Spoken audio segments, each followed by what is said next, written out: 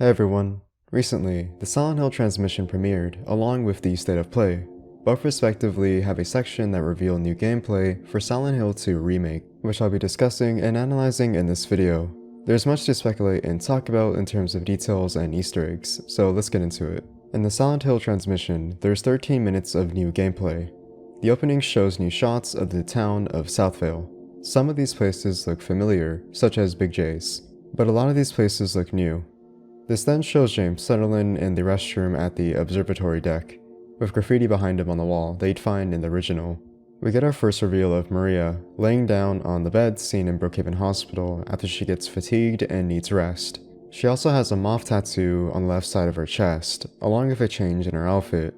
Gone is the Christina Aguilera outfit, and instead replaced by a red leather jacket with a black skirt without the cheetah prints, I believe. James is then seen rowing the boat towards Lakeview Hotel. What's interesting to note here is that this is a cutscene rather than a gameplay sequence. In the original game, you'd have to use your analog control sticks to steer James in the direction towards Lakeview Hotel. We then shift towards the gameplay with James walking around the east side of Southvale. What is interesting here is that there seems to be a label of the general location you are in this time around, letting the player know instead of having to resort to opening the map. James stumbles upon a blood stain in front of him, which is a reference to the original, as you'd also find a blood stain on the street when first entering the town of Southvale. This would then lead to a lying figure walking in the distance you must follow. Curiously, we see a new sequence in this build-up to the encounter at the fight with the lying figure, as James is seen traversing the backyards, which is never seen in the original. This leads to him then crawling under a garage door, along with seemingly a new gameplay mechanic to now crawl under objects. As James enters the house, there is the radio that we use during gameplay to alert us of the monster's presence, which is seen lying on the couch. This was previously seen in the original, albeit it was under the, well, underpass. This proceeds to an encounter with the lying figure, where James then uses the wooden plank, one of the first weapons you receive in the game, which you use against an enemy, or in this instance, the lying figure in combat. It's important to note the difference this time around when it comes to the change in location, as the remake is set in this house, and the original is set in the underpass. It's possible the underpass may be used for another reason. However, during the screenshot of the release date trailer, it shows James by the underpass, which is seen blocked off, and possibly inaccessible. New to gameplay is the change in the health meter. As seen here, when James gets dealt damage by the lying figure, his health then turns to red, typically associated with near death. It's seen glowing around the screen with a red hue. In the original, you know this by having to look in your inventory to see if you have to heal or not. It's important to note that there may not be an inventory this time, as it's never seen once during gameplay. Although, it's possible it may not have been shown yet during the gameplay trailer so far, possibly later on. Cool Easter egg, but if you listen closely, you can hear the original town ambience when James explores the town.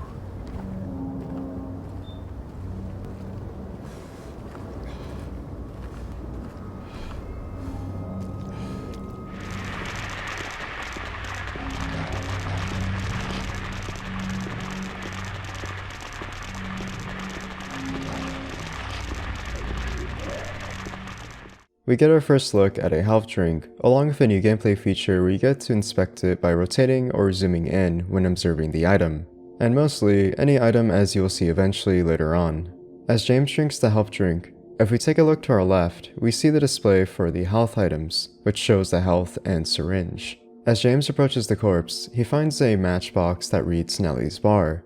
He then takes out a map, documenting his location and where he needs to go next.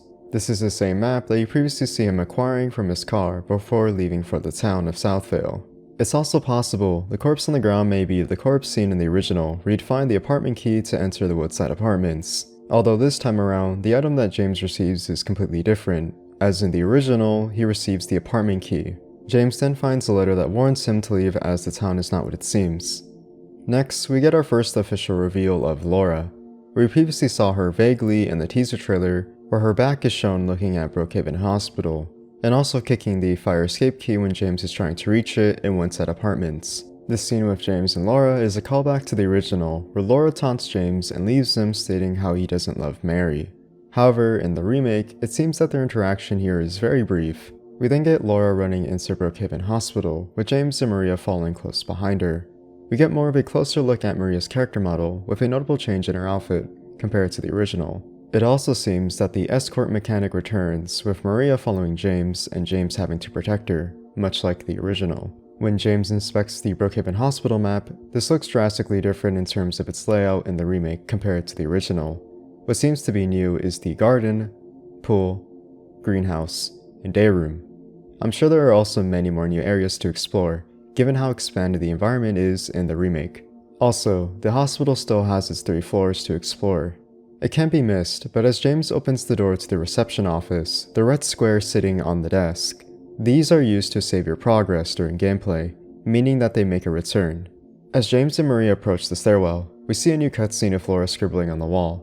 What is interesting here is that we never see Maria and Laura once interact in the original game, meaning that they possibly could interact at some point in the remake. As we see here, this is possibly the closest they are seen in the same room together interacting.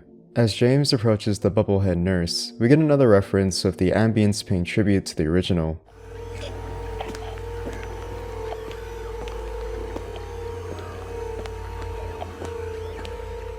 As we see James engage in combat, it seems that he swings melee weapons to the side as he winds up and then strikes and his attacks very quickly.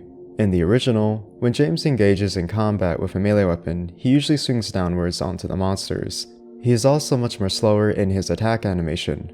Dodging seems to be confirmed, as this was previously seen in the first Silent Hill transmission, where we get a behind-the-scenes look with Blooper Team, where they show an early build of combat. If we look closely at the computer screen, we see James dodging a bubblehead nurse. What I find interesting is that during these combat sequences, we never see James once blocking with his weapon, which we would usually do in the original if timed correctly. It's possible this block mechanic may not have been shown yet, or is instead cut entirely. After the combat with the bubblehead nurse, we see James pick up the teddy bear where he gets picked by a needle, a reference to the original, along with a shotgun close by in the lockers. The shotgun model seems to be new in comparison to the original. As James engages once again in combat with the bubblehead nurse, we see him deal damage to then quickly change to the pipe with a melee attack. It seems that the need to resort to going into your inventory to select a weapon of your choice is no longer needed, rather possibly using the D-pad to change weapons more conveniently. As James enters this room, he stumbles upon the drain where it holds a key you need to access the elevator, using a piece of hair and a hook to fish it out. This is a returning puzzle from the original.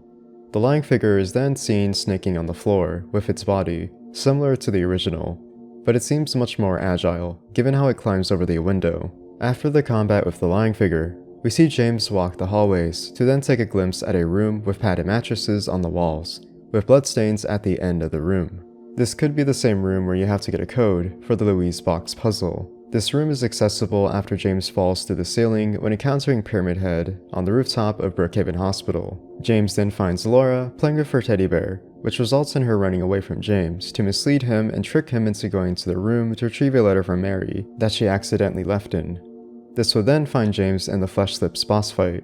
We get our first look of the Flesh Slips itself, before the trailer proceeds to end. Moving on to the release date trailer, first seen in the State of Play, we get our first introduction to the cemetery cutscene where James finds Angela looking at a gravestone. As James approaches her, we get a quick frame of Angela holding the knife which we'd find her looking at in the Blue Creek apartments, much like the original. When James is talking to Angela about directions towards Silent Hill, we get more shots of the town itself. After, we see James looking downwards into a hole that leads down into an abyss. These are holes that you typically have to jump down in either Silent Hill Historical Society or into Luca Prison. We then get a quick frame of the Abstract Daddy. There is gameplay of the clock puzzle, which was previously shown in the combat trailer a couple months back. After, we see the Lakeside Diner, which seems to be a new location that we explore in the nighttime of Southvale. One thing that is important to point out with this cutscene with James and Angela is that it seems new and never seen once in the original as far as I'm concerned.